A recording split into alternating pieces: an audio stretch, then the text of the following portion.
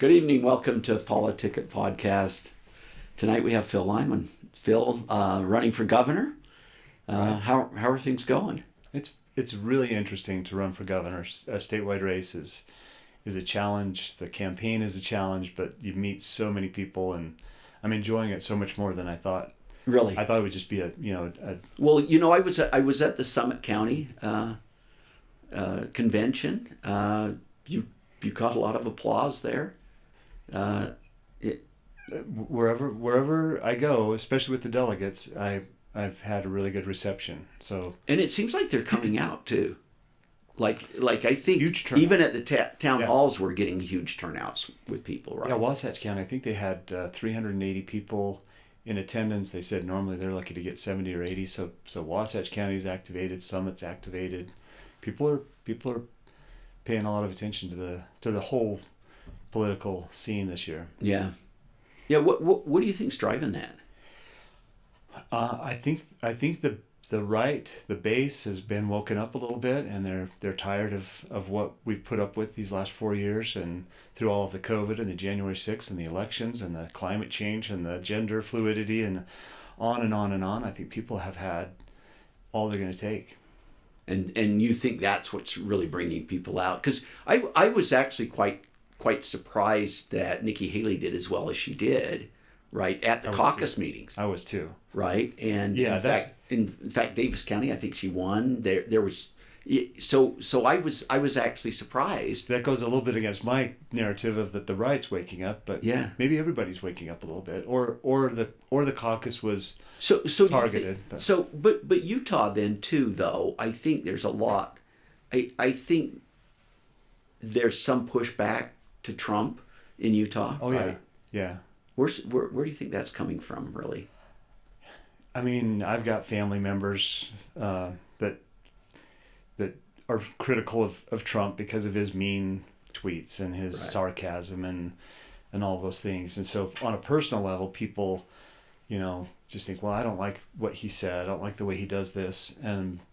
But then if you start talking about, he came into Utah, he reduced the Bears ears, reduced Grand Staircase, he did these good things for us, and then they're usually quick to say, yeah, he's done a lot of good things as a president. So one of the things you've talked a lot about is federal lands issues. That's something that's certainly in your wheelhouse, right? That kind of is my platform. That's my ramp into politics, really, is the public lands and lots of things connected to it.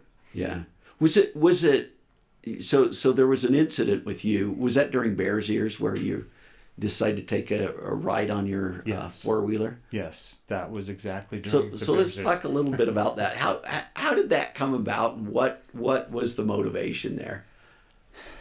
I'll try to condense it a little bit. So Congress rolls in. Jason Chaffetz, who I still just think the world of, was our new congressman. He comes in and says, if you guys don't do something in San Juan County, because I was a county commissioner, to set aside a bunch of land to take it out of extractive potential, you're going to get a national monument. And I told him then, I said, well, it's your land, do whatever you want with it, meaning it's the federal government's land. And I said, don't pretend that the county has any say in this, because I know how it works. You've got the environmentalists influencing the Bureau of Land Management to make a decision that's going to... It's like Utah's the playground for... Yeah. For rich environmentalists. I said, so if you come in and you try to make this a local decision, like we have input, you're still going to do exactly what you were going to do before, which is a national monument. The narrative is going to be that you came and everybody was in agreement, and we're not. So just do it. It's kind of like, if you're going to do it to us. Don't try to coerce us into, giving our approval. And not that Jason was on the side of the feds at all. He was on our side. So we're in the middle of all of that stuff. The government shuts down in October of 2013, and all of our parks close down. People lose their jobs. Lake Powell shuts down, and it was really evidence to me. And I pointed this out to the community. The federal government has the ability to turn our economy off like a light switch, because we've given up all of our productive industries, and we're so reliant on recreation and tourism, and we're either okay with that, or we let them know that we're not. So we plan to protest to get the attention of the BLM, not the Bureau of Land Management, not Black Lives Matter. Right. And Bureau of Land Management before that had said, well, we don't have time to do anything on this road in Recapture Canyon because we're so busy responding to lawsuits from SUA, Southern Utah Wilderness Alliance. And I said, well, would it help if the county sued? Would that help you respond? What you're supposed to do in 6 months, that's now taken 7 years. And they said, well, we would rather not you sue us. And I said, what about a protest? Does that help to elevate the discussion? Does that bring some pressure to the Bureau of Land Management that you can actually then respond? They said, well, we really don't like that option either, but that was kind of on the table, almost from the suggestion of the BLM is like, well, if you want the BLM to act, you've either got to sue us or protest or do something to get us to do what you want done. We did the protest on a county road in Recapture, D5314 road. It's plowed, it's graded by the county, drove down to the end of it, turned around, drove back out. And 5 months later, I get a call from the Salt Lake Tribune saying, how do you feel about being prosecuted federally? And I said, I'll have to get back to you because I hadn't heard that. And what you find out with the U.S. Attorney's Office is if they're going to prosecute you, they send the media out in advance of that to, kind of smear your name. And so by the time they file charges, they've already won the case in the court of public opinion. And it's very deliberate, it's very structured, very choreographed. And they did. So they pressed charges, misdemeanor, conspiracy to trespass, and went to court, spent several $100,000 in legal fees through the whole process. They charged 4 people, 2 were acquitted, 2 were convicted, went to jail for 10 days, ran for the state legislature. I like to say I was the only, I think I'm the only state legislator in the history of Utah who was elected with a parole officer. I had to call to get permission to go into my district because I had to go down into Arizona. And then after the 2020 election, at kind of a low moment, still dealing with the U.S. Attorney's Office. They don't go away even though even though you've satisfied everything, they still come after you. And so I thought, I'm going to see if Donald Trump would give me a pardon, because he wasn't going to be in office. So I sent in the paperwork, asked Senator Lee if he would be a character reference on that, and he responded. This was like at midnight. He's like, absolutely 100%. You're on the side of the angels. This should never have happened. I'm going to work on this, and he did. He really went to bat, and so I have a huge soft. I wondered where that came from. I have a huge soft spot in my heart for him. Actually, we were talking about Dan McKay. Dan McKay went to bat. He took a personal interest in getting me a pardon. Interesting. I'll tell you a really quick story. Okay. Probably not what you want. Right. So I had to go and appear before Judge New for a federal judge, and it was over my tax returns, which I had given them. But they disclosed stuff that they shouldn't have, so I was all upset. And he said, well, we're going to have an in-person hearing. We haven't done it for a year and a half because of COVID. This will be in person, so with federal marshals on hand, so that Mr. Lyman can be taken into custody and incarcerated. And all I had was Facebook to go and say, incarcerate me for what? You have my tax returns in your hand. You've got this. Was this after you got the pardon? No, this was before the pardon, okay. just before. And so I had to go to federal court. I had to appear this one wasn't in person. This was to say, we're having this hearing on Friday. We're going to go and have the phone hearing. And then Monday, I'm going to be at their office. That's when I scraped together the $96,000 and just paid them off. And but I called Dan and I said, hey, I don't think I can refer to the judge as your honor, which would probably go poorly for me. So, well, he called me and said, you want me to represent you? And I said, no. And then I thought about it a little bit more. I thought, I will probably say something really stupid if I get on this call. So he represented me there, and then took a personal interest in the pardon. Jason Chaffetz helped as well. And in December of 2020, I got a pardon from Donald Trump, which was kind of fun. Yeah, that's kind of interesting. Hey, we're going to take a break. Okay, we'll come right back. Hi, I'm Phil Lyman, and I'm running for governor of the state of Utah. In 1896, Utah became a state. Prior to that, we were a federal territory. We didn't elect our own governor. We weren't in charge of our own law enforcement. But when we became a state, that boundary that defined the state meant something. It meant that we had jurisdiction, even over the federal lands. If states aren't willing to push back against federal encroachment, then are we really a state, or have we become an administrative subunit of the federal government? Our job in politics as elected officials, as representatives, is to protect the health, safety, welfare of our citizens. In a Republican form of government, individuals have rights. The Declaration of Independence talks about our inalienable rights of life, liberty, and the pursuit of happiness. And any government that pursues ends contrary to those rights, we have a right to change that. We have a right to elect new leaders. That's what's motivated me to get into politics from the beginning, is because I believe that honest people have rights too, and the hope that they have is that other honest people will stand up for their rights when the opportunity presents itself. That's why I'm running for governor. Please go to my website, lymanforutah.com, to learn more, and I look forward to hearing more from you in the future.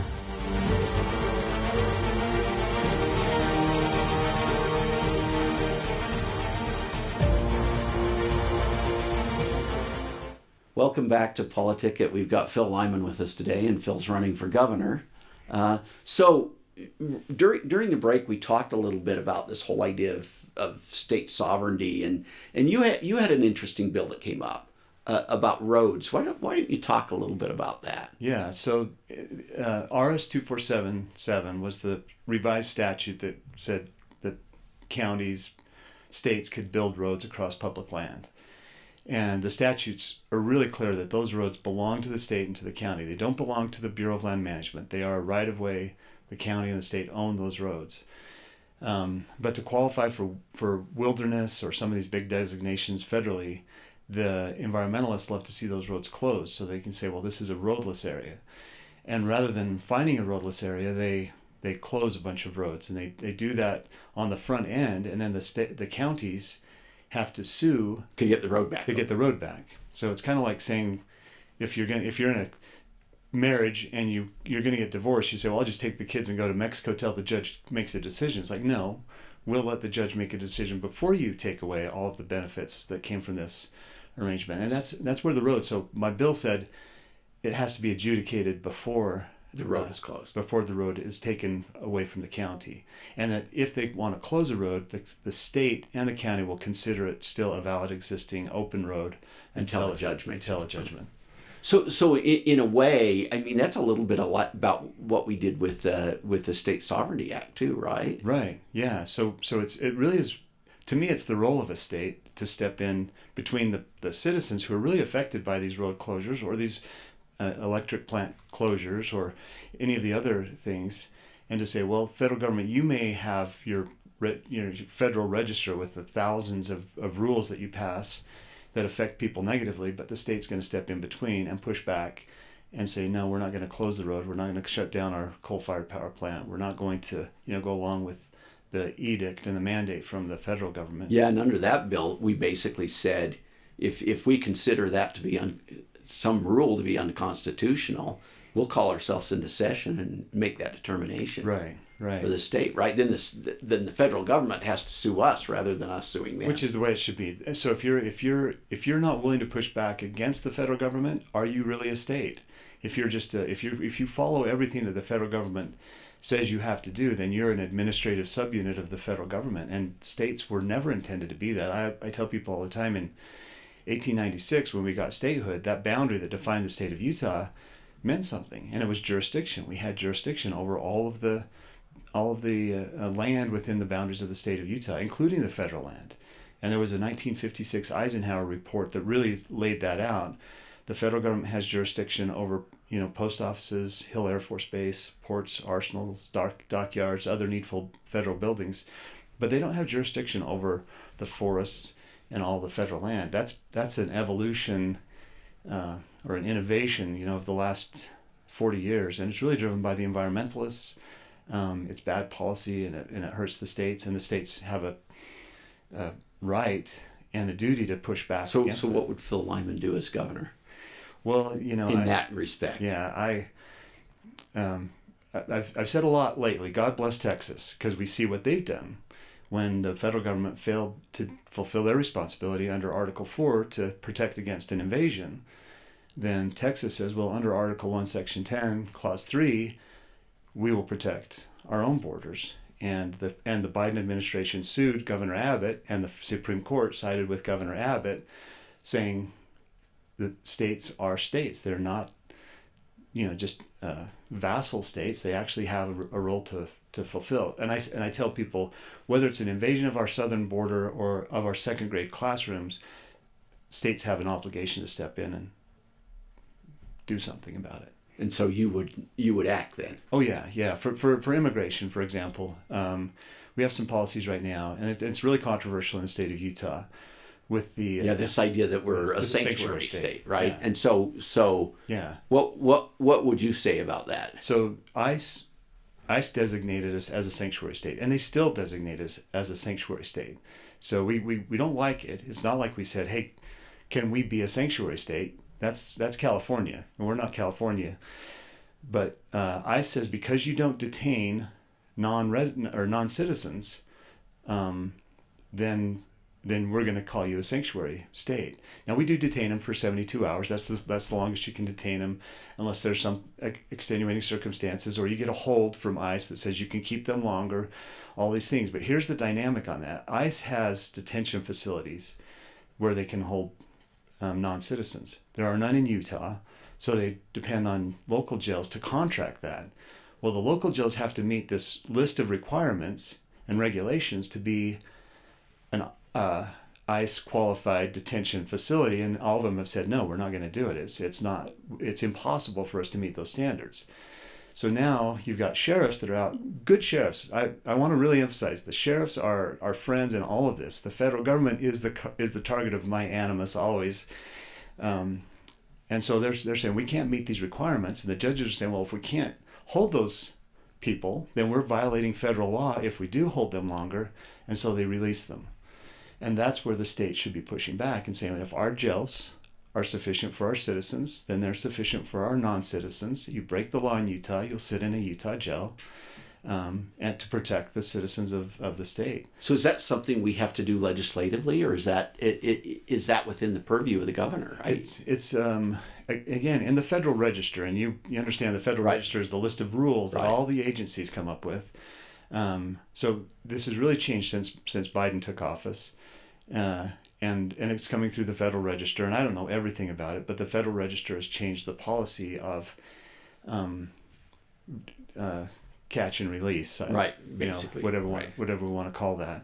And so they've put a big emphasis on, no, we're not going to detain non-citizens if we don't meet these regulations. And then there's a bunch of watchdog groups out there that if you do detain somebody, they're going to sue the county, they're going to come after the county. And so it's not really a legislative fix as much as it is, I think, an executive branch fix. And from a governor's standpoint, it's really messaging to say to the judges, we've got your back. If you keep them in jail, we've got your back. You're not gonna face the federal machine by yourself. Sheriffs, you're not going to be up against a lawsuit from these groups. We will step in between that as well. And as soon as you do that, the message goes out to people with criminal intent that Utah is not the safe place that it was previously. Now they will hold you, they will arrest you, and you'll sit in a jail cell for a very long time instead of catch and release. And Right. and then we lose the sanctuary state designation. We lose the flood of, as if that designation helps us with anything, right? yeah. So I've said we'll always have a certain amount of illegal immigration. No policy can take that to Right. zero, but our policies actually encourage illegal immigration, and if you have criminal intent, which a lot of these people do. I mean, it's a drug thing, it's a cartel driven thing, it's a human trafficking thing, and they're looking at the states that are most friendly to operate those kind of activities, and unfortunately Utah is one of the top of the list. Interesting.